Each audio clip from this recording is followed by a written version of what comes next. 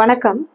பொதுவாகவே பெண்களுக்கு பீரியட்ஸ்க்கு முன்னாடி வரக்கூடிய இந்த மூட் ஸ்விங்ஸ் அப்படிங்கிறது இப்போ காமனாக எல்லாருக்கிட்டேயும் நம்ம பார்க்குறோம். ஸோ அதற்கான காரணங்கள் என்னென்ன அப்படிங்கிறத தான் நம்ம இந்த வீடியோவில் டீட்டெயில்டாக பார்க்க போகிறோம். ஸோ யூஸ்வலாகவே பெண்களுக்கு பீரியட்ஸ் டைமில் இல்லை பீரியட்ஸ்க்கு 1 or 2 வீக்ஸ்க்கு முன்னாடியே பார்த்தீங்க அப்படின்னா அந்த மூட் ஸ்விங்ஸோ இல்லை ஃபிசிக்கலாகவோ நிறைய சேஞ்சஸ் வருது.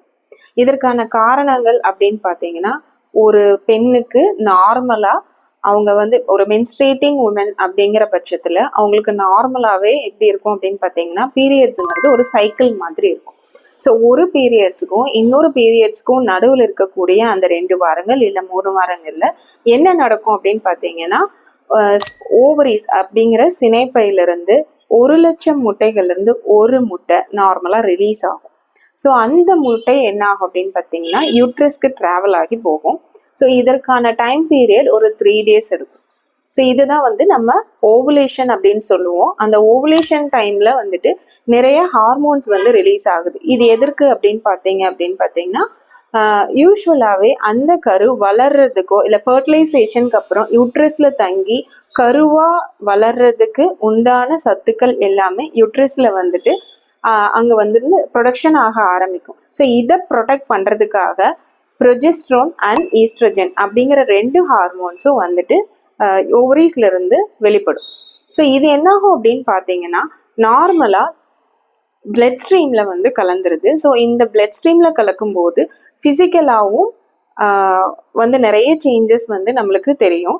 அதே மாதிரி இந்த பிளட் ஸ்ட்ரீம்ல இருக்கக்கூடிய ஹார்மோன்ஸ் பிரெயினுக்கு ரீச் ஆகும்போது அங்க இருக்கக்கூடிய கெமிக்கல் காம்பனன்ட்ஸ் கூடயும் ரியாக்ட் ஆகுது. ஸோ ஃபிசிக்கலா பார்த்தீங்கன்னா, நார்மலா உங்களுக்கு பீரியட்ஸ்ல இருந்து ஒரு 7 days இல்லை 14 days 2 வாரங்களுக்கு முன்னாடியோ இல்லை 1 வாரத்துக்கு முன்னாடியோ ஒவ்வொருத்தருக்கும் ஒவ்வொரு மாதிரியான அறிகுறிகள் தென்படுது. ஸோ சில பேர் பார்த்தீங்க அப்படின்னா ரொம்ப ஆக்டிவா இருப்பாங்க. சில பேர் பார்த்தீங்கன்னா ரொம்ப ரொம்ப ரொம்ப என்ன சொல்றது, சோர்வா காணப்படுவாங்க. பிசிக்கலா ட்ரெயின் அவுட் ஆன மாதிரி இருப்பாங்க, வீக்கா இருப்பாங்க.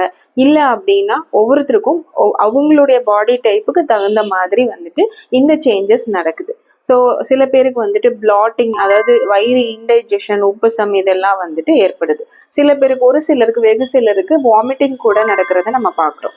ஸோ இதுவே பிரெயினுக்கு போகும்போது எமோஷனலா அந்த எப்படி அந்த கெமிக்கல் ரியாக்ஷன் நடக்குது அப்படின்னு பார்த்தீங்கன்னா, அங்க உங்களுக்கு இரிட்டேஷனோ இல்லை ஒரு நிலையான ஒரு நிலையற்ற தன்மையை நீங்க பார்க்க முடியுது. ஒரு நிலையான ஒரு எமோஷன்ல இருக்காம திடீர்னு கோவப்படுறது, இரிட்டபிளா இருக்கிறது, அப்படி இல்லை அப்படின்னா அதிகப்படியான கோவம் வர்றதோ இல்ல ரொம்ப சேட் ஆகிறதோ. ஸோ இந்த மாதிரியான மாற்றங்கள் அந்த பிரெயின் கூட இருக்கக்கூடிய அந்த கெமிக்கல் காம்பனன்ட்ஸ் கூட ரியாக்ட் பண்ணும்போது வரக்கூடிய மாற்றங்கள்.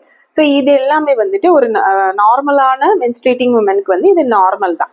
ஸோ இதை பத்தின அதிகப்படியான கவலை யாருக்கும் பட வேண்டியதில்லை. இது மோஸ்ட் ஆஃப் த விமென்க்கு இருக்கு. அது இல்லாம பார்த்தீங்கன்னா, இந்த ஹார்மோன்ஸ் அந்த டைம்ல 50 to 80% அளவுல பீக்ல இருக்கும். ஸோ இந்த ஹார்மோன்ஸ் எப்போ ட்ராப் ஆகும் அப்படின்னு பார்த்தீங்கன்னா, ஒன்ஸ் பீரியட் ஸ்டார்ட் ஆயிருச்சு, அந்த கரு ஃபர்டிலைஸ் ஆகலை அப்படிங்கும்போது அந்த யூட்ரஸ் ப்ரிப்பேர் பண்ண நியூட்ரியன்ஸும் இன்னும் சில விஷயங்களும் ப்ளீடிங்காக வெளியே வருது. ஸோ இதுதான் நார்மல் மென்ஸ்ட்ரேட்டிங் உமன்ல உடம்புல நடக்கக்கூடிய ஒரு மாற்றங்கள். ஸோ இந்த மாற்றங்கள் நிகழும் போது அந்த ஹார்மோனல் லெவல்ஸ் பீக் ஆகுது இல்லை ட்ராப் ஆகுது. அப்படிங்கும்போது அதற்கு உண்டான பிசிக்கல் ரியாக்ஷன்ஸும் மைண்ட் ரியாக்ஷன்ஸும் தான் இந்த மாதிரியான ப்ரீ மென்ஸ்ட்ரல் சிண்ட்ரோம் அப்படின்னு நம்ம எடுத்துக்கிறோம். ஸோ இந்த பிஎம்எஸ் அப்படிங்கிறது நம்ம ரொம்ப கவலைப்பட வேண்டிய விஷயம் இல்லை. எல்லாருனாலையும் ஓரளவுக்கு இது ஹேண்டில் பண்ணக்கூடிய அளவுல தான் இருக்கும். வெகு சிலருக்கு தான் அது ரொம்ப ரொம்ப ஜாஸ்தியாகி எக்ஸ்ட்ரீம் பெயின் இருக்கும். இல்லை அப்படின்னா எக்ஸ்ட்ரீம் லெவல் ஆஃப் ரொம்ப ஆன்சைட்டி இல்லை இரிட்டபிலிட்டி. ஸோ இந்த மாதிரி அது ப்ராப்ளமேட்டிக்காக மாறும்போது தான் நம்ம ட்ரீட்மெண்ட் எடுத்துக்கணும் அப்படிங்கிற நிலைக்கு தள்ளப்படுறோம். ஸோ இந்த மாதிரியான பிஎம்எஸ் சிண்ட்ரோமுக்குமே கூட ஹோமியோபதியில பார்த்தீங்கன்னா நிறைய மெடிசன்ஸ் இருக்கு. ஸோ உங்களுக்கு எந்த மாதிரியான சிம்டம்ஸ் இருக்கு அப்படிங்கிறத பொறுத்து அதற்கான தீர்வை எடுத்துக்கும் போது உங்களுக்கு அது ரொம்ப ஹைப் ஆகாம ரொம்ப நார்மல் லெவல்ல அந்த லிமிட்ஸ்ல வச்சுக்க முடியும். ஸோ பிஎம்எஸ் அப்படிங்கிறது common in every woman. So இதை நினைச்சு நீங்க நம்மளுக்கு மட்டும்தான் இப்படி இருக்கு அப்படின்னு சொல்லி எந்த விதமான அச்சமும் கொள்ள தேவையில்லை. ஸோ இதை பற்றின நாலேஜ் உங்களுக்கு ஓரளவுக்கு கொடுத்துருக்கேன் அப்படின்னு நான் நம்புகிறேன். ஸோ நன்றி.